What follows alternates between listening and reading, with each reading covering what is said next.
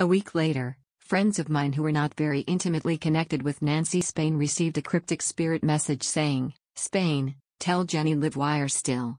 They knew me by my name, Ginette, but as they were not acquainted with any other friend of Nancy's, they telephoned and asked tentatively if she had ever called me Jenny. I explained that, unlike almost all my other friends, she never called me anything else. Jenny, as a matter of fact, is my real name.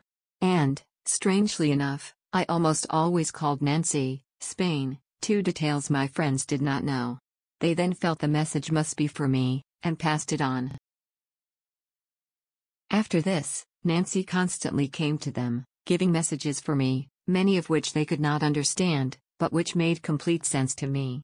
She even sometimes used journalistic terms. For instance, when stressing a point she said, "Beg, repeat beg," just as I had heard her do when dictating a story to her newspaper over the telephone. Then, on February 17, 1965, she said to them, "Spain, tell Jenny I tried to help you on Tuesday." They had visited Estelle Roberts, but many calling. Polite Spain missed bus. A typical Nancy Spain quip. At their next sitting with Estelle on May 17, 1965, one of them said to Estelle, "Could I ask about someone specific?" "So long as you give me a name only." Without identifying the person, Estelle agreed. "Is there a Nancy there?" was the next query. And, smiling, Estelle said, "Yes, she's been standing back and Red Cloud is bringing her forward." "She died very suddenly, didn't she?"